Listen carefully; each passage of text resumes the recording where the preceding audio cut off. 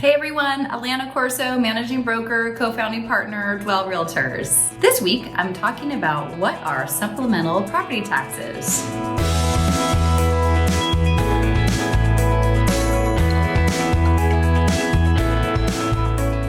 In case you're watching my video on YouTube, do me a favor and hit the subscribe button so that you get delivered my weekly vlogs. Many buyers ask me, what are supplemental property taxes? And this is something that's important to be aware of when you're buying a new property. In the state of California, our property taxes are based upon the purchase price of a home. So when you buy a house, you are going to have the property reassessed at your purchase price, and your property taxes will be based upon that new amount. So despite it being almost 2020, most counties have a lag in calculating the new property tax basis.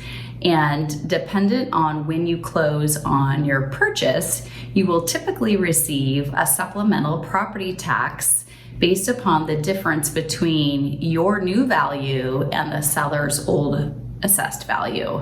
So you might be thinking when your property tax bill arrives in the mail that, oh wait, it's still based upon the seller's old value, which is realistically probably lower than your purchase price, and you feel like you've won the lottery.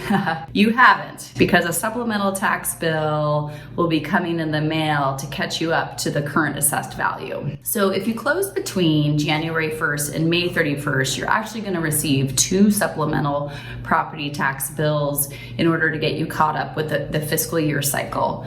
So there's some things to be aware of. So I always tell my buyers to calculate your property tax payment based upon the new value. And if you're saving that money yourself, then just bank that money each month aside based upon the value. And there's actually this cool calculator that will show you what your property tax calculation will be. And I can help do this for you once we're in escrow, so you can figure out what your property tax bill amount will be. And then you can also, some people opt to have their property taxes and insurance and mortgage payments when they're paying the mortgage payments, to have their tax payments impounded.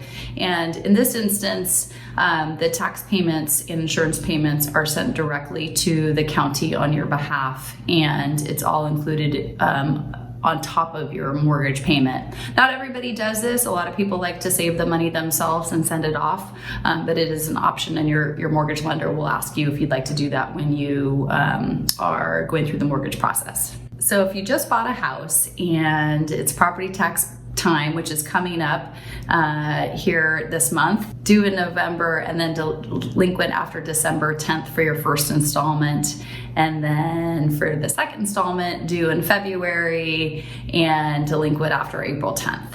So with the supplemental taxes, they are due off cycle than our traditional property taxes. So traditional property taxes are due starting now in November 1st, and then they're delinquent after December 10th for your first installment. And then the second installment is due February 1st, delinquent after April 10th.